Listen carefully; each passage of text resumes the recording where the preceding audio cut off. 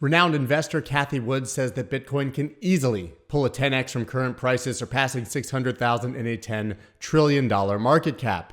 People are buying up Bitcoin with their stimulus checks in the United States. Is the NFT market silently crashing? Let's take a look at all the news that's driving the markets. Stay tuned.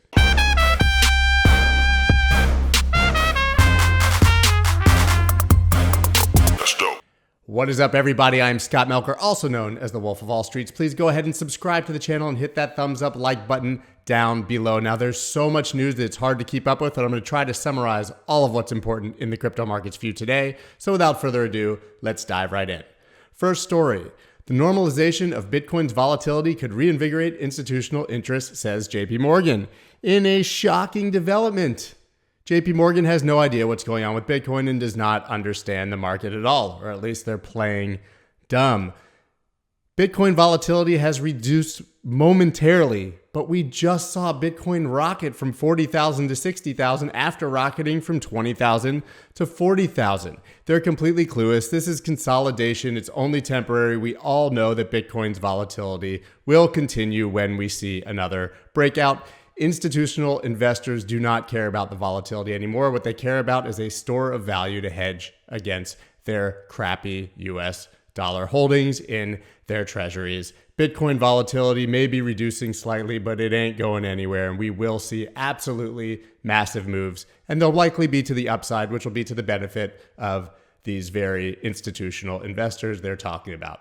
Now, on to the next story. Crypto firms report uptick in retail activity as U.S. stimulus hits bank accounts. Retail activity in the crypto space appears to be spiking in the latest round of stimulus checks. Maybe an important reason for that. There's an article by The Block. They said they reached out to several crypto firms, Bitstamp, Kraken, FalconX, and Voyager, and they all reported seeing an increase in retail investments. No surprises here, right? Because millions and millions of Americans, particularly millennials, got stimulus checks they didn't really need to buy the goods and services to survive. If you don't need the free money that you're getting from the government to buy food or to pay your rent, and you're a millennial and you're interested in investing, you're going to buy some Bitcoin. So no surprises that we're seeing a continued uptick in that interest with stimulus. And seeing as we're about to get another probably 1.92 trillion in April in stimulus, after, of course, the 3 trillion that they've just announced for infrastructure, I don't see this stopping anytime soon. This is a runaway train. Either get on or get out of the way. Now, perhaps the biggest eyebrow raiser, I should say, of the day, Cathie Wood of ARK Invest, the legendary investor who's picked so many stocks we can't even count them anymore, and is probably the biggest Tesla bull on Wall Street ahead of their huge moves last year. She says Bitcoin will eclipse gold's 10 trillion market cap. It'll go over $600,000. That's an easy 10x from here. And not only that, she said it'll do it easily and casually. Here's what someone from her firm said. If you look at gold as a 10 trillion market cap, Bitcoin is about 10% of that. And if we believe Bitcoin is a 100 times better version than that, then it's fairly safe to say that there's a stark chance that Bitcoin captures a lot of gold and market share and more. Talk dirty to me, ARK Invest. This is the content that we're here for. We all want to hear about how Bitcoin is going to 600,000. A comment like this a year ago would have seemed asinine, but now it's par for the course and completely expected. And I love this part. But what about the effect of regulation on the future performance of Bitcoin? Alejandro responded to claims by United States Secretary of the Treasury Janet Yellen that Bitcoin was inefficient, unstable, and often used for illegal activity. Here's what she said. I really think that it's just outdated arguments as a function of their complete lack of education, which is a function of just their lack of interest in learning about this. Cathie Wood and her team has just dunked on Janet Yellen, reverse 360 through the legs, spread eagle on the face of the defender. Peace out. Game over. Fay Labs raises over $1.2 billion for its stablecoin project. $1.2 billion for another stablecoin. I would say that this is not necessarily huge news in and of itself. It just shows how much interest there is in this market, how much competition there will be for superior stablecoins, and that cryptocurrency and stablecoins for sure are here to stay.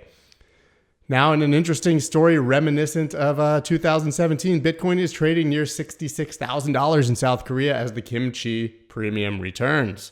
Now, I always sort of was taken aback by the term Kimchi Premium, but hey, I guess we'll let it rise. So that means that Bitcoin is trading around 15% higher in South Korea than it is here in the United States. Now, a lot of people would look at that as an arbitrage opportunity, but it is not, because foreigners cannot trade on South Korean exchanges.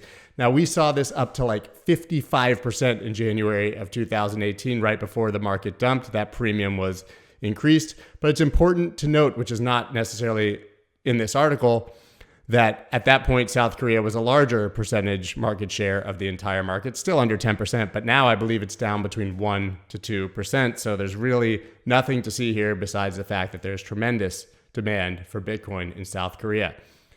Now, this is a story that should surprise nobody who's been following me. Silent crash as price floors collapse across NFT space. I have made this argument. I made a video about my baseball card collection. I've talked about how only the cream will rise to the top. People are buying NFTs that are completely stupid just because they are NFTs. That is a certain recipe for doom, destruction, and to watch your beloved piece of digital art that is a picture of nothing go to zero, basement, under the floor. I love the NFT space. I think it's absolutely the future of art and of many other parts of this space. Why not have your car title be an NFT? Why not have your mortgage be an NFT? All of these. But the reality is, buying something just because it's an NFT for an inflated price is a way to lose a shit ton of money. Let's see exactly what they're saying. They use CryptoPunks as a great example. You know, you can see the picture of one right here. There's a CryptoPunk. Do you think that that should be worth tens of thousands, if not hundreds of thousands of dollars? I don't know. CryptoPunks, among the earliest and most popular NFT projects for collectors, have seen over 40% decrease in floor price to 14 ETH. The price capitulation has led to some on-chain horror stories, such as one speculator who sold a punk for 16 ETH after purchasing it for 25.5, and another that sold for 27.9 after a 42 ETH purchase. If you buy a pixelated picture that took someone 13 seconds to make for tens of thousands of dollars, you know what's coming for you. The next story, a couple gets married on Ethereum blockchain for $587 in transaction fees. A Californian couple has used tokenized rings to immortalize their marriage on the Ethereum blockchain. My next question is, how much is the divorce going to cost on the Ethereum blockchain? Because this guy bought his wife a digital ring. Yes, as he says here at the bottom, the blockchain, unlike physical objects, is forever. It is unstoppable, impossible to censor, and does not require anyone's permission, just as love should be. What could possibly be more romantic than that? I don't know, literally anything. Maybe if this guy wants his love to last forever, he should buy his wife an actual ring. He is going down a slippery slope that he has no idea what is at the end. I love that the technology can be used for this, but I have zero faith that this marriage will be successful.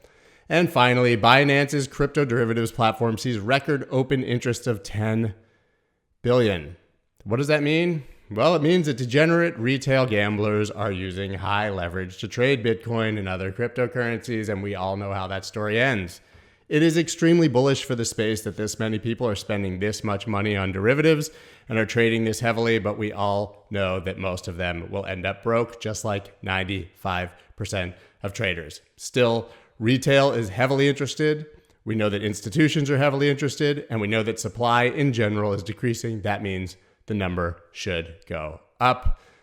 That is all the news that's driving the crypto markets today. Once again, please subscribe to the channel. Hit that like button. Subscribe to my newsletter. That's down in the description. And check out my amazing sponsor, Femex, who will give you some free Bitcoin for signing up. I will be going live today at 2 p.m. to discuss charts. So I will see you there. Peace.